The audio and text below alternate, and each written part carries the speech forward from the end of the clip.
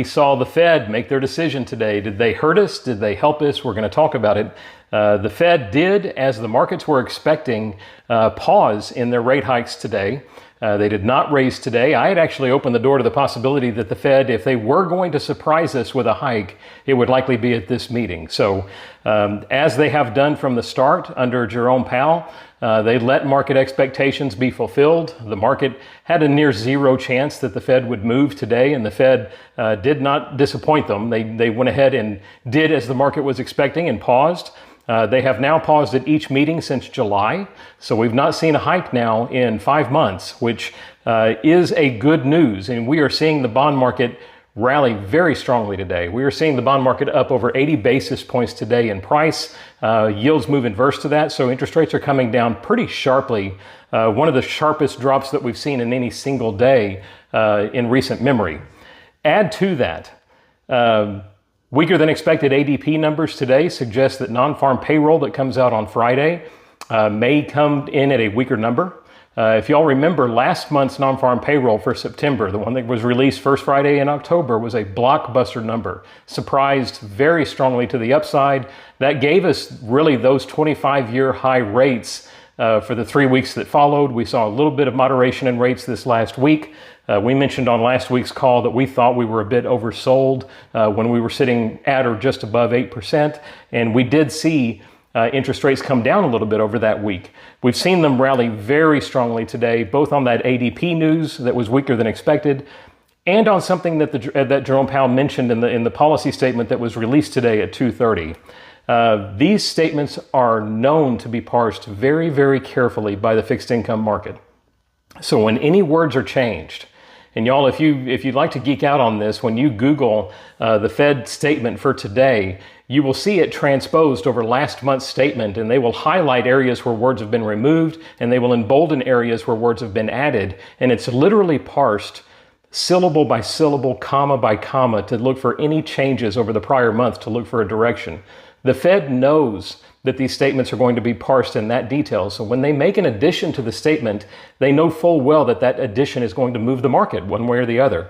And they added financial, I'm going to put that in quotes, to the tightening of credit that we are seeing in the marketplace. So they have previously said in the prior month's statement that they are seeing tightening in the credit markets. They've now added that they are seeing tightening in both the financial and the credit markets.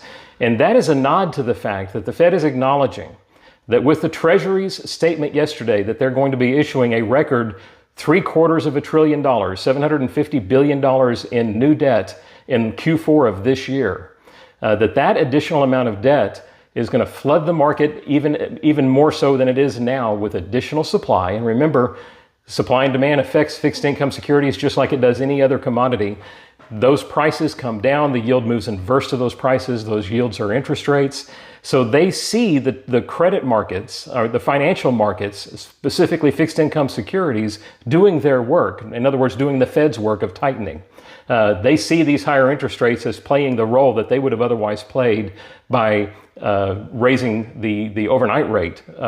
So that's one of the reasons that they gave for leaving rates alone. The reason that's important is that situation's not going anywhere, y'all. Our deficit spending has been fairly well enshrined for the foreseeable future, for the foreseeable number of congressional debates over whether to raise the debt ceiling and over whether to pass additional budgets and for how long. And all of that has been settled in favor of deficit spending being a large chunk of our federal budgets going forward. We talked about this 2 weeks ago.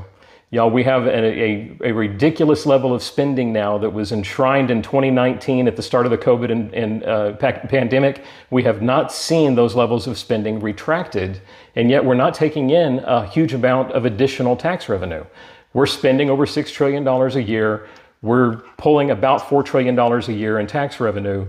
That $2 trillion disparity has to be made up in the form of additional debt that has to be issued and purchased by investors. That is doing the work of the Fed. The Fed acknowledged that in their statement today, and that's one of the reasons you're seeing such a strong rally in the fixed income market.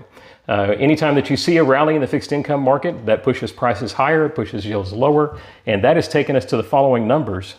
Y'all, 3 weeks ago, on the 19th of October, We set a 25-year record at 8.03%. Today, we're at 7.69%. So we are down just over a third of a point in 3 weeks, which is a big drop, y'all. We were at 7.98 1 week ago on a fixed income security. This is the Mortgage News Daily tracking poll for a daily average for a 30-year fixed rate conventional loan. How much difference does that make, y'all? And this kind of goes to the reason I do these calls. I do these calls to educate the marketplace, to educate potential clients, to educate referral partners.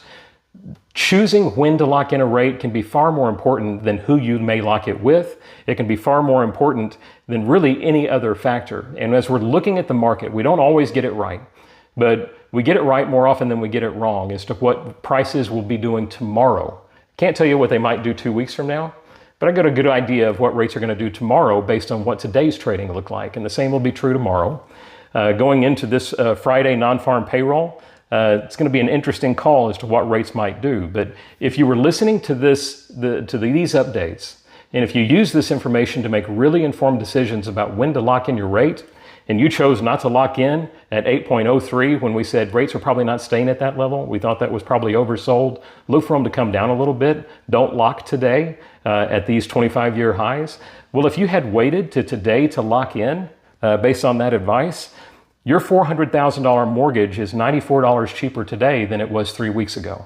$94 a month.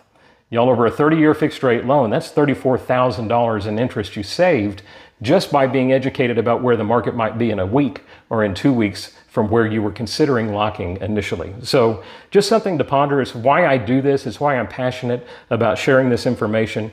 If you would like your clients to benefit from this information, we do this with every single one of them. We educate every client that you send our way on the fundamentals of the market to make sure that they're using the best, most informed information about when to lock in a rate. We do the same thing when it comes to choosing a product. We do the same thing when it comes to making decisions about whether to pay points or not to pay points. How much might that save them on any given day's pricing? And does that make sense for their scenario? Those are all things that we use. We have tremendous tools to illustrate this. And y'all, these are things I love talking about.